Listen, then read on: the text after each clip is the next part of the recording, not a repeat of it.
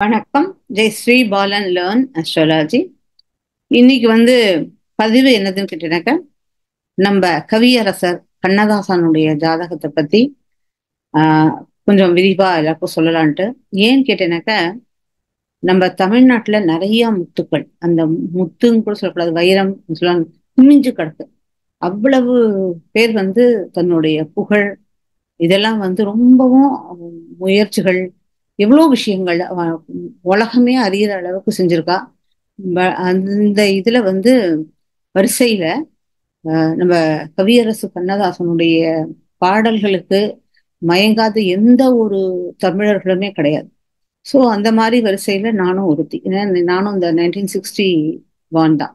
So அதனால ரொம்ப ஒரு அஹ், நே பிடிச்ச ஒரு விஷயம்.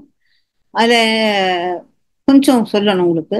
இந்த விஷயங்களை ஆரம்பிக்கிறதுக்கு முன்னாடி உங்களுக்கு ஜாதகம் படிக்கணும்னாலோ இல்ல கன்சல்டேஷன் வேணும்னாலோ நீங்க என்னுடைய வெப்சைட் இருக்கு, ஜெயஸ்ரீவாலன்.com. அது மூலமாக நீங்க என்ன தொடர்பு கொள்ளலாம். யாருக்கு பைசா கொடுக்காம ஃப்ரீயா பார்க்கணும்னு நினைக்கிறீங்களோ அவங்களுக்கு என்னால ஜாதகம் பார்க்க முடியாது. Please don't reach me.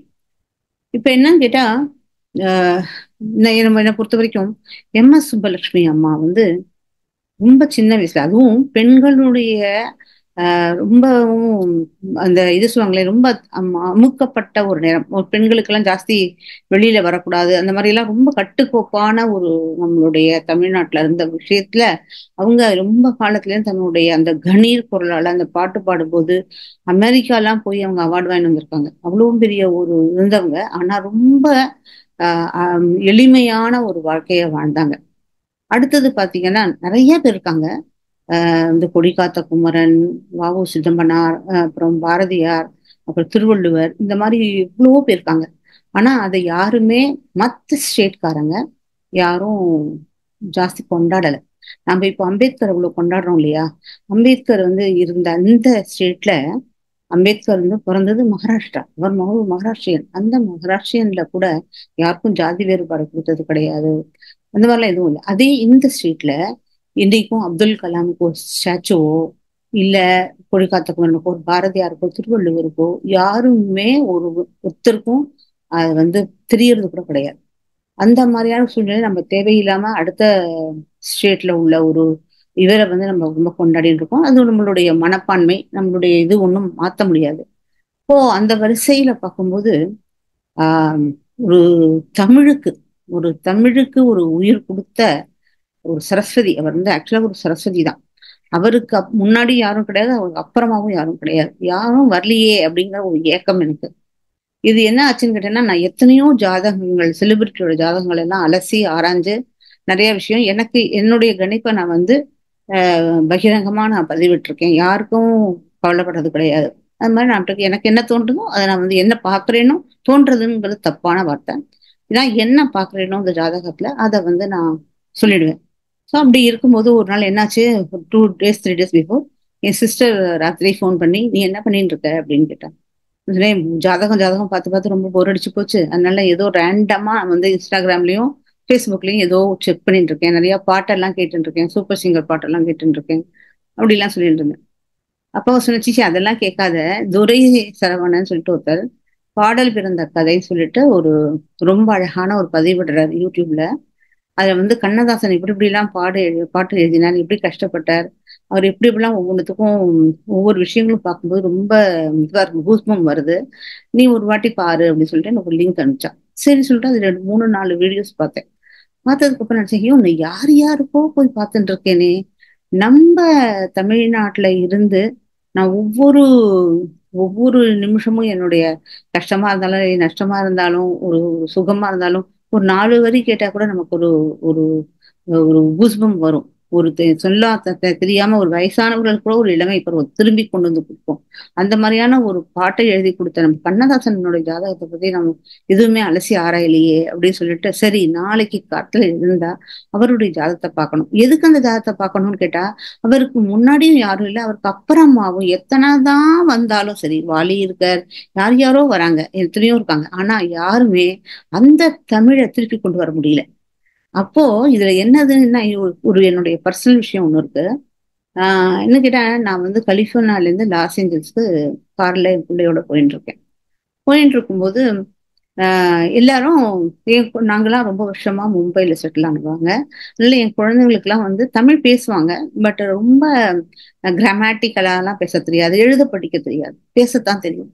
அதுவும் அங்க போனதுக்கு அப்புறம் ஜாஸ்தி இங்கிலீஷ், ஹிந்தி, மராட்டி, குஜராத்தி இந்த லாங்குவேஜஸ் தான் ஜாஸ்தி இருக்கும். ஸோ அந்த கார்ல போகும்போது பாட்டு கேட்கற குணம் உண்டு. ஸோ அவங்கெல்லாம் அவங்களுக்கு பிடிச்ச பாட்டு எல்லாம் அப்படியே போட்டுட்டு இருக்காங்க. நானும் எங்க வீட்டுக்காரும் என்னடா பண்றது, நமக்கு ஏதாவது ஒரு வாட்டி நமக்கு பிடிச்ச பாட்டை போட மாட்டாங்களா இவங்க அப்படின்னு நினைச்சுட்டே இருந்த நேரத்துல என் மருமக வந்து சொன்னாங்க, சி பாவம் நம்ம அம்மாவும் அப்பாவும் வராங்க, அவங்களுக்காக நம்ம வந்து கேட்கலாம், என்ன பாட்டு வேணும்னு கேட்கலாம் அப்படின்றது நான் முதல்ல எடுத்ததும் சொன்னேன்.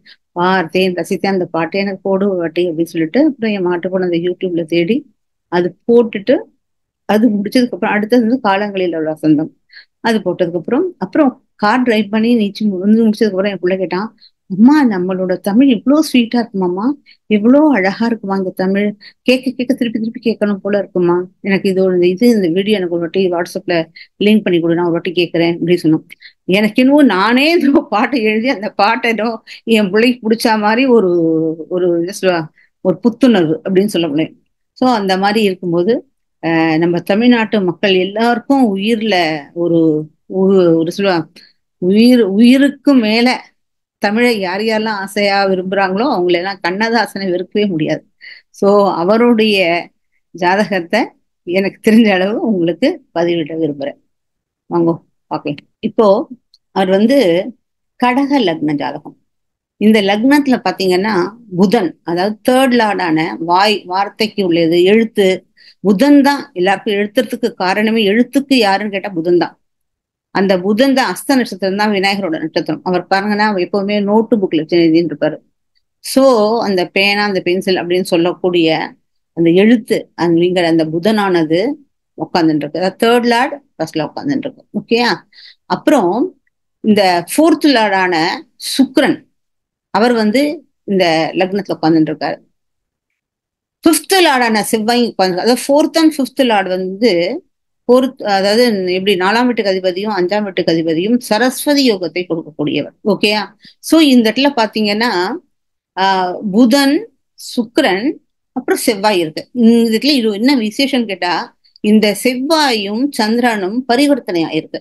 சோ அப்போ இங்க லக்னாதிபதி லக்னத்துல இருக்க மாதிரி அப்போ இங்க பாருங்க, புதன், சுக்கிரன், சந்திரன் இந்த மூணு இருந்தாலுமே ஒரு கவிஞருக்கு என்ன வேணும்? கற்பனை திறன் வேணும், கவிதையோட நயம் வேணும். அந்த காதல்ங்கிற ஒரு விஷயம் இருக்கு இல்லையா, அது சுக்கிரன் தான் கொடுக்க முடியும். சோ அவ்வளவு ஒரு தமிழ் வந்து சரஸ்வதி. அதுவும் என்னன்னு கேட்டா எல்லாமே புதனோட நட்சத்திரம் தான் இருக்கு. ஆயில்யம் ஆயில்யம் ஆயில்யம், இங்க பாருங்க எல்லாம் ஆயில்யம், அத்தனையும் ஆயில்ய நட்சத்திரம். லக்னமே ஆயில்ய நட்சத்திரம் தான் இருக்கு. சோ இவர் என்னதுன்னு கேட்டா, இவர் பிறக்கும் போதே இவர் வந்து கவிதையோடையே தான் பிறந்திருக்காரு. அந்த அவ்வளவு இவருக்கு என்ன சொல்லுவாங்க, பான் பான் இதுதான் கவிதை தான், போயிட்டு தான் அவர். இவருக்கு எதுவும் படிச்சு கிடிச்சலாம் வேண்டாம், இவருக்கு ஒரு இது போட்டாலே போறோம், அவ்வளவு தூரம் வரக்கூடிய ஒரு சக்தி. சோ அது மாதிரி ஒரு ரொம்ப பெரிய விஷயம். இங்க பாத்தீங்கன்னா பிப்த்ல வந்து Saneeswarar, seventh lord and eighth lord இந்த பிப்த்ல வந்து உட்கார்ந்துட்டு இருக்கு சனீஸ்வர பகவான். இந்த fifth house is also for political. அதுல வந்து இந்த சனி இருந்ததுனால அவருக்கு பொலிட்டிக்கலா ஜாஸ்தி சக்சஸ் இல்லை. But he entered into it. But அது அவரால் ஒண்ணுமே பண்ண முடியல. 6ல கேது இருக்கிறது ரொம்ப பெரிய விஷயம். இதை பத்தி நான் எக்ஸ்க்ளூசிவா பேசுவேன் ஒரு நேரம் வரும்போது. 6ஆம் இடத்துல கேது இருக்கிறது ரொம்ப பெரிய விஷயம். ஏன்னா அதுவும் அவர் மூல நட்சத்திரத்துல போய் உட்கார்ந்துட்டு இருக்காரு, தன்னோட சொந்த நட்சத்திரத்துல போய் உட்கார்ந்துட்டு இருக்காரு. இங்க பாருங்க, கேது வந்து தன்னோட சொந்த நட்சத்திரத்துல உட்கார்ந்துருக்காரு. சோ அந்த மாதிரி உட்கார்ந்துட்டு இருக்கிறதுனால வந்து இதுவும் ஒரு நல்ல பெரிய விஷயம். இங்க பாருங்க, லக்னத்துக்கு லக்னத்துக்கு 9ஆம் வீட்டுக்கு அதிபதி பாக்யாதிபதி பாக்யத்துல உட்காந்துட்டு இருக்காரு. இன்னும் என்ன வேணும்? பிப்த் லார்டு ஃபர்ஸ்ட் ஹவுஸ்ல உட்காந்துட்டு இருக்கதே ரொம்ப பெரிய யோகம். அது மட்டும் இல்லாம 9th லார்டும் சொந்த வீட்டுல உட்காந்துருக்கு. சோ இந்த யோகக்கார ஜாதகமானது எல்லாமே ஆல்ரெடி எப்படி டெஸ்டைன்டு. அவர் வந்து இந்த மாதிரியான ஒரு ஜாதகம் ரொம்ப சொல்பமான பேருக்கு தான் கிடைக்கும்.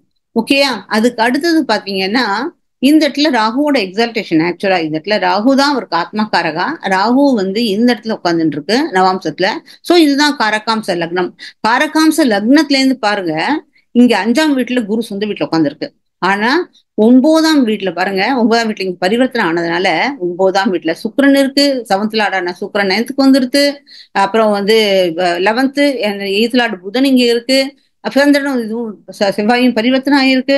சோ அது மாதிரி இவர் லக்னலாடே இந்த இடத்துல 5ஆம் இடத்துக்கு 9ஆம் இடத்துக்கு போயிருக்கு. இப்ப என்னன்னா இதுல இன்னொரு விஷயம் என்ன கேட்டா, அலசி ஆராயணும்னு கேட்டா, இந்த இடத்துல அவருக்கு குழந்தைகள் அதிகம் இல்லையா? குழந்தைகள் அதிகம். இங்க வந்து ஃபர்ஸ்ட் குழந்தை வந்து ஆணுக்கு வந்து போகும், 5th ஹவுஸ் பார்க்கணும். அதுக்கப்புறம் மத்த குழந்தைகள்லாம் வந்து 9th 7th 8th 9th அப்படி பார்க்கணும். சோ இங்க 9th பார்த்தா எவ்வளவு இருக்கு பாருங்க. என்னோட குருஜி வந்து இது ஒவ்வொரு பிளானட்டுக்கும் எத்தனை குழந்தைன்னு சொல்லுவாரு. சோ இவர்களுக்கு குழந்தைகளும் மிகவும் அதிகமான ஒரு விஷயம். ரெண்டாவது இவருக்கு 9ஆம் இடம் பாக்யஸ்தானம் எல்லா இடத்துலயுமே ரொம்ப அருமையா இருக்கு. ரொம்ப அருமையான ஜாதகம். அட் த சேம் டைம் இந்த சனி வந்து அவருக்கு மாரகன். அது ஒரு பெரிய விஷயம். அதுவும் இது ரிலேட்டட் நான் சொல்லுவேன். அப்போ இந்த இந்த இடத்துல பாத்தீங்கன்னா 8ஆம் இடத்துல இந்த 10ஆம் வீட்டுக்கு அதிபதியானவர் 8ஆம் போய் இந்த 4th இவரும் போய் மோட்சக்காரகன் 8ஆம் வீட்டுக்கு போனதுனால நிறைய பேரு அவரை ஏமாத்துறது, நிறைய கெட்டவர்கள் எல்லாம் இவருக்கு வந்து நிறைய சொல்லல இந்த இதெல்லாம் கொடுத்து அவருடைய வேலை வாங்கிக்கிறதுக்காக நிறைய அந்த நஷா அந்த மாதிரி பதார்த்தங்கள்லாம் கொடுத்து அவரை கெட்ட வழிக்கெல்லாம் எடுத்துன்னு போய் அதெல்லாம் ட்ரை பண்ணி அவர்கிட்டருந்து நமக்கு எப்படியாவது வேலை நடத்தி வாங்கிக்கணும். அதனால அவரை சூழ்ந்து கொஞ்சம் கெட்டவர்களும் இருந்தார்கள் அப்படிங்கிறதுக்கு இந்த இது லிட்டிகேஷன் ப்ராப்ளம் கூட இது 8ஆம் இடத்துல சூரியன் இருந்ததுன்னா லிட்டிகேஷன் ப்ராப்ளம். எனக்கு அதை பத்தி அவருடைய ரொம்ப டீட்டெயிலா தெரியாது. சோ அதுக்கப்புறம் நம்ம பார்த்தோம்னா இன்னொரு விஷயம், 9ஆம் இங்க நவாம்சத்துக்கு வருவோம். நவாம்சத்துல பாத்தீங்கன்னாக்க இந்த லக்னத்தன்மை கொண்டு வருவோம். அப்போ பார்த்தேன்னா லக்னாதிபதி இங்கேயும் பார்த்தேன்னா இந்த பரிவர்த்தனை ஆனதுல லக்னத்துல லக்னாதிபதி இருக்கான்னு நம்ம கன்சிடர் பண்ணணும். அப்போ செவ்வாய் இந்த இடத்துல இருந்ததுன்னா ருச்சக்க யோகம்ங்கிற ஒரு யோகம் இருக்கு. 9ஆம் வீட்டுக்கு அதிபதி 9ஆம் வீட்டுல இருக்கிறது பெரிய விஷயம். இப்ப இந்த நவாம்சத்துல உள்ள லக்னத்தன்மையை கொண்டு வந்தாலும் லக்னாதிபதி லக்னத்துல இருக்க ஓகே, குரு சொந்த வீட்டுல உட்காந்துட்டு இருக்க.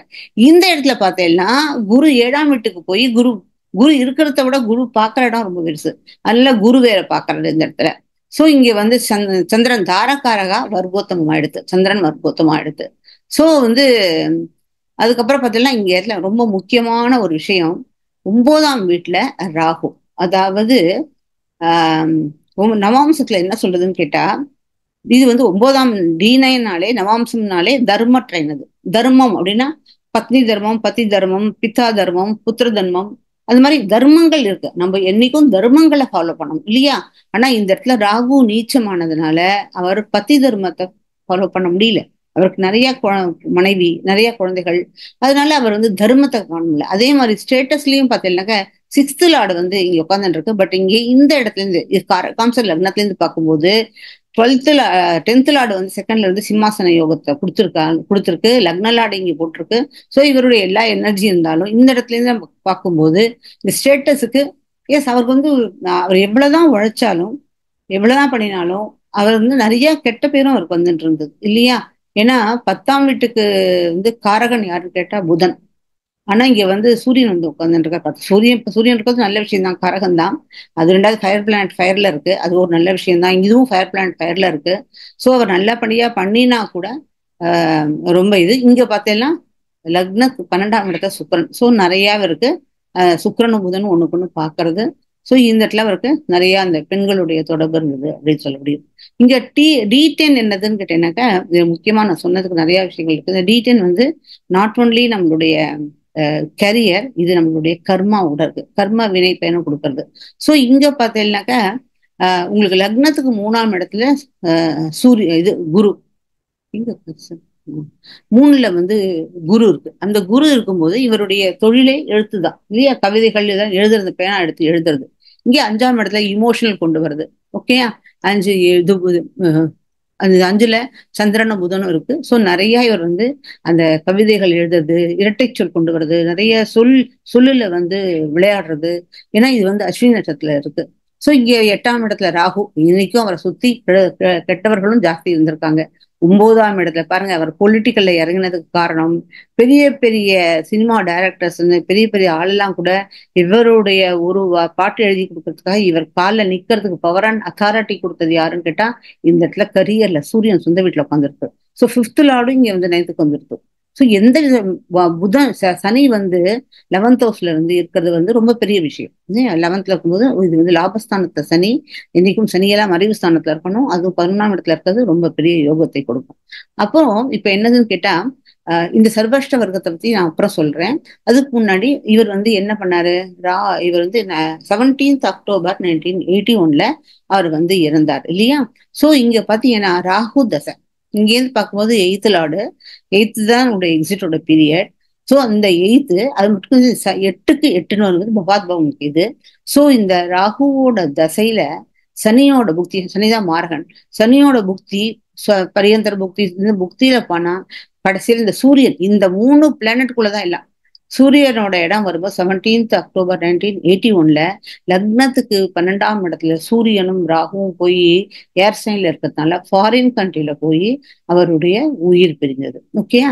இப்போ நான் அடுத்தது என்ன சொல்ல வந்திருக்கேன், இந்த இதுக்காக இது போட்டிருக்கேன் அப்படின்னு கேட்டா, இவ்வளவு புகழும் இப்ப இருக்கிற எழுத்தாளர்களா இருக்கட்டும், இப்ப இருக்கிற எவ்வளவு மியூசிக் டைரக்டரா இருக்கட்டும், எல்லாரும் முதல்ல பைசா வாங்கிட்டு தான் அடுத்தது வேலை செய்வாங்க. எல்லாரும் அத்தனை பேரும் பணக்காரலா இருக்காங்க. ஆனா இவர் இவ்வளவு ஒரு சரஸ்வதியை கொண்டு வந்து, ஒரு சரஸ்வதியை விட அடுத்த சரஸ்வதியோட ஒரு ஆணவதாரம்னு சொல்லலாம்.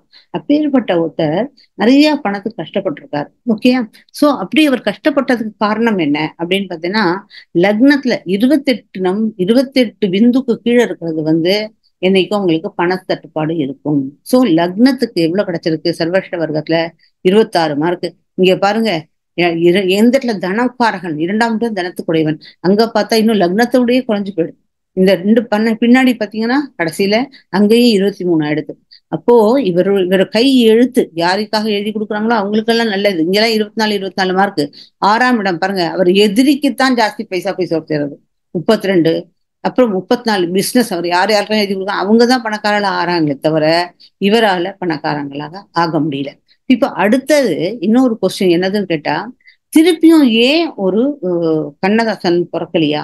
இந்த கண்ணதாசன் போனதுக்கு அப்புறம் அடுத்து இந்த கண்ணதாசனே திருப்பி மறுபிறவி எடுத்தாதான் இந்த தமிழுக்கு திருப்பியும் ஒரு, அந்த தமிழுங்கிறது யாருக்குமே திருப்பி கொடுக்க முடியாத ஒரு தமிழ். எத்தனை பேர் வந்தாலும் சரி, கண்ணதாசனுக்கு நிகர் கண்ணதாசன் மட்டும்தான். அப்படிங்கும்போது திருப்பி ஒரு கண்ணதாசன் ஏன் நமக்கு கிடைக்கல அப்படிங்கிற ஒரு கேள்விக்காகத்தான் இந்த ஜாதகமே நான் கணிக்க ஆரம்பிச்சேன். இப்படி இருக்கும்போது இங்க பாத்தீங்கன்னா இது அவருடைய எக்ஸிட் பாயிண்ட். ராகு தசையில தான் அவர் எக்ஸிட் ஆயிருக்காரு. சோ அவர் எக்ஸிட் ஆன எனக்கு ரீஎன்ட்ரி எங்க கொடுக்கணும்? அவர் கேத்தூர்ல கொடுக்கணும். சோ கேத்தூர்ல பார்த்தா ஆல்ரெடி 7th ஹவுஸ்ல கேத்தூர் இருந்தா ஃபுல் ஸ்டாப். ஓகேயா? சோ அங்க வந்து கிடையாது, திருப்பி அடுத்த ஜென்மம் கிடையாது.